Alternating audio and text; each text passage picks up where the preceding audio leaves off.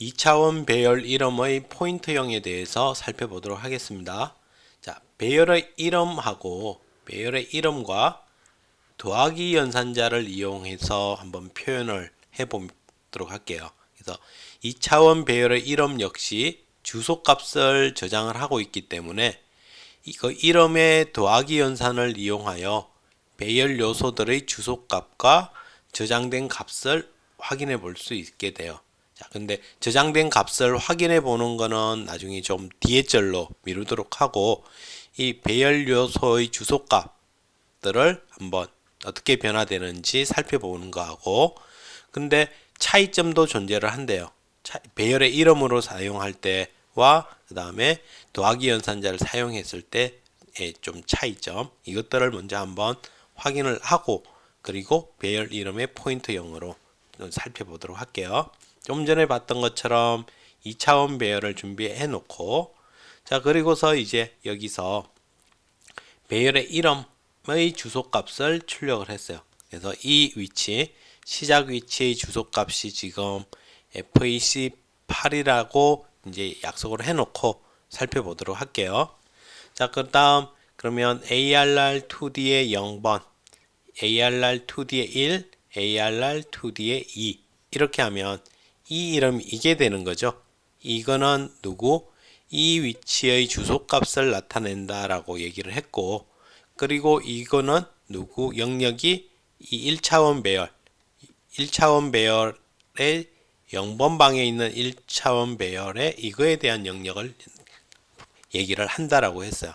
그래서 출력의 결과를 보면 FEC8, D8, E8 이렇게 해서 16바이트씩 증가되는 모습을 볼 수가 있었어요. 자, 여기가 1차원 배열 하나가 지금 인트형 4개가 있으니까 16바이트가 되겠죠. 그래서 16바이트 단위로 커지는 걸 확인을 했어요. 자, 이렇게 표현하기 했을 때 배열 표기법으로. 다음 이번에 ARR2D 더하기 0, ARR2D 더하기 1, ARR2D 더하기 2 배열의 이름에 2차원 배열 이름에 더하기 1을 이용해서 0, 1, 2 이렇게 표현을 해봤더니 좀 전과 동일하게 이렇게 나타나는 걸 볼 수 있다는 거야. 아, 배열의 이름에 더하기 했더니 지금 여기에 누구만큼 증가되고 있다? 1차원 배열의 크기만큼 증가되고 있다는 걸 확인을 해봤어요. 아, 더하기 해서. 자, 그렇지만 일단 단순하게 우리 지금 결과만 한번 확인을 하고 자세한 건 뒤에 가서 또 얘기를 할게요. 자, 이번에는 그 주소값을 이용해서 사이즈를 한번 체크하게끔 해볼 거예요. 그러면 이제 약간 차이점이 나타나는데 이걸 살펴보도록 할게요. 자, 일단 size of 2D 하면 배열의 이름만 가지고 하면 전체가 나타난다고 했죠. 그래서 48바이트라고 나왔고, size of 2D의 0번에서 0번 방에 있는 1차원 배열의 크기를 묻는 거죠. 그러니까 이 전체에 대해서 나타나는 거예요. 그래서 16바이트, 16바이트가 이렇게 나타나는 걸 봤어요. 자, 그런데 좀 전에 AR2D 더하기 0, 더하기 1, 더하기 2 했을 때 주소값은 동일한 위치를 보여줬지만, 자, 이번에는 size of 2D 더하기 0이라고 했더니 얼마? 4라는 값이 나오는 걸 다르죠. 여기하고 크기가. 자, 이거 같은 경우는 ARR2D는 여기고 거기에 더하기 0을 하니까 이곳의 주소값이야. 이곳의 주소값인데 주소값으로 이제 여기에 0x FEC8이라고 주소값이 놓여 있으면 이제 이건 주소값에 대한 게 돼. 그렇기 때문에 누구 크기가 여기에서는 지금 포인트 변수가 4바이트 크기를 갖거든요. 이게 지금 이 예제를 실행한 코드 블럭은 지금 32비트 어플리케이션으로 만들어진 거여서 4바이트로 나타나요. 그랬더니 여기에 이 크기가 4바이트 크기 이걸로 나타났다는 거예요. 이거는 지금 1차원 배열 전체를 대표하는 이런 게 아니라는 거예요. 이렇게 표기를 했을 때. 자, 이렇게 해서 더하기 1, 2 했을 때 얘들은 공이 4라는 게 나타나. 그럼 이렇게 표기하면서 전체를 표현하려고 할 때는 어떻게 해야 된다? 이렇게 표기를 해줘야 돼. ARR 2D 더하기 0 얘가 가리키는 곳의 값. 우리가 배열에 내가 ARR에 0 이렇게 하면 이거의 의미는 요거였거든요. ARR 이 배열에다가 0번 더한 주소값의 값.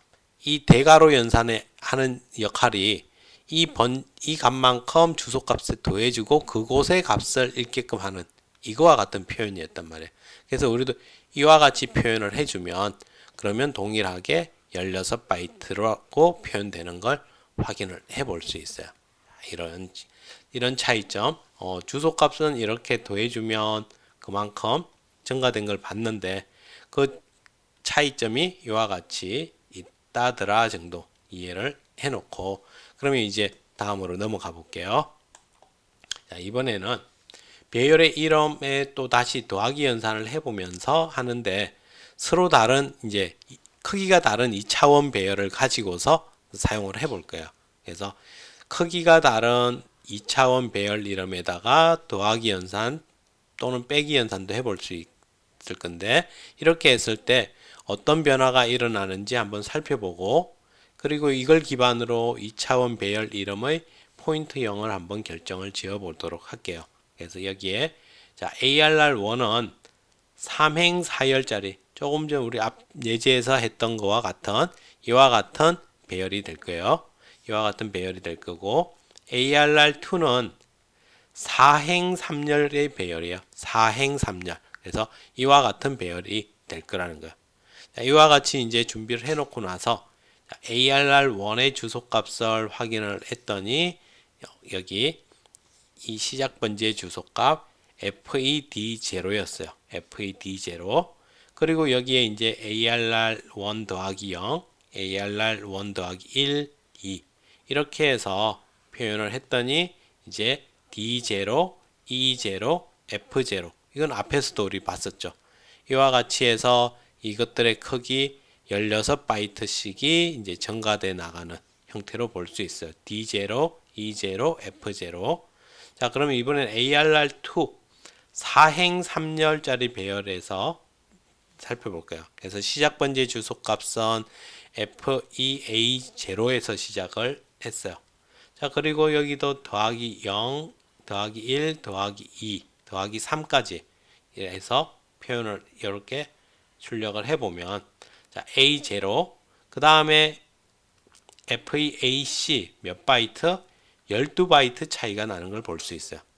자, 그 다음에 두 번째 여기도 이렇게 12바이트 또 여기에 12바이트 차이가 나는 여기가 인트형이 3개가 있으니까 이게 12바이트였죠. 12바이트. 12바이트. 그러니까 여기에 더하기에 1의 차이는 몇 바이트 차이가 난다? 12바이트 차이가 난다는 거예요. 그러면 여기 더하기 했을 때 이거는 누가?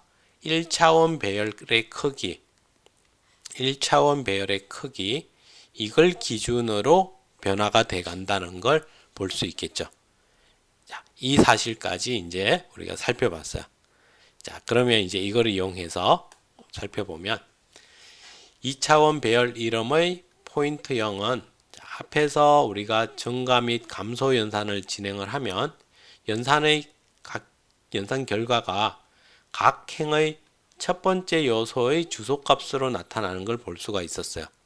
그래서 ARR1에 1을 더하게 되면 ARR1 배열의 1행의 첫 번째 요소의 주소값 여기에 주소값 더하기 ARR2에 더하기 1을 하게 되면은 여기에 주소값이 나타나는 걸 봤었어요.